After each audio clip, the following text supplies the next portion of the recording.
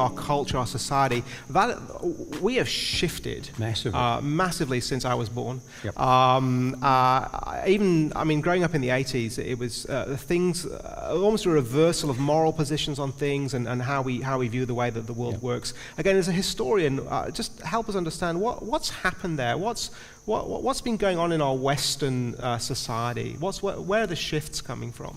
It's a very good question. I think probably it really accelerated in the 60s, and we as Christians are partly to blame. We haven't held our ground and we've not always behaved in a godly way. I was looking at a very interesting photograph the other day of the launching of HMAS Australia, the ship that was sunk by the cruiser, the German raider during the Second World War.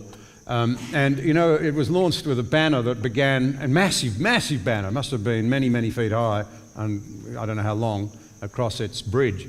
And the first two words were, "Fear God." There was an age when, even if you weren't a churchgoer, at the very least you did not mock God. Right. Now we've morphed to a position where those who have the voices in our society openly mock God and deride Christians and people who follow God. And maybe in many ways it started in the 60s. Interesting fellow called Daniel Altman, Newsweek, July 2011, wrote that narcissism started to take over in a very big way in the 60s. We'd had all the mega narratives and we were tired of them. So we didn't want to go back to Christianity. We'd tried humanism, that was blown out of the water by the First World War. Then we tried communism, and that was awful. We knew that by the 1960s. Right. We'd seen the horrors of right-wing instruction on how to lead our lives and our governments in fascism. So we gave up on it all and said, let's live for me now. And then we maxed out on cheap credit.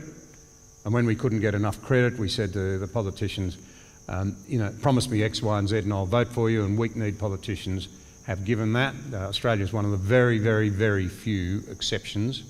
We have been relatively disciplined. But nonetheless, I think there's a lot to be said for that theory who gave up on the mega narratives. But we've then moved to a point where, as I say, we need to remember the statistics. We really do. We need to show some respect for our fellow Australians. A third of us still believe in the resurrection. A third are not prepared to say it didn't happen. Only a third say they don't believe in it.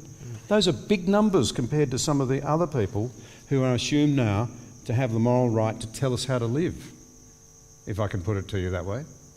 But I think it's really important that we understand that it doesn't matter how small the grouping is.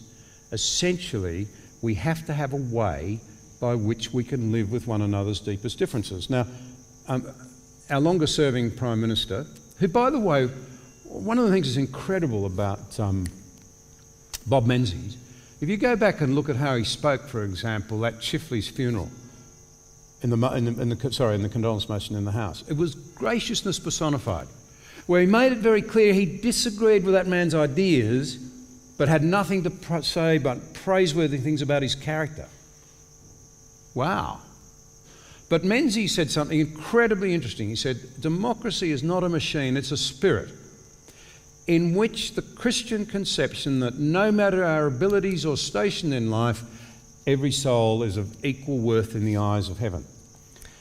What does that mean? It means that culturally we're attuned to the idea that a higher authority said every soul, whether you agree with them or not, whether you or I agree, are of equal value in the eyes of that higher authority. That's very powerful.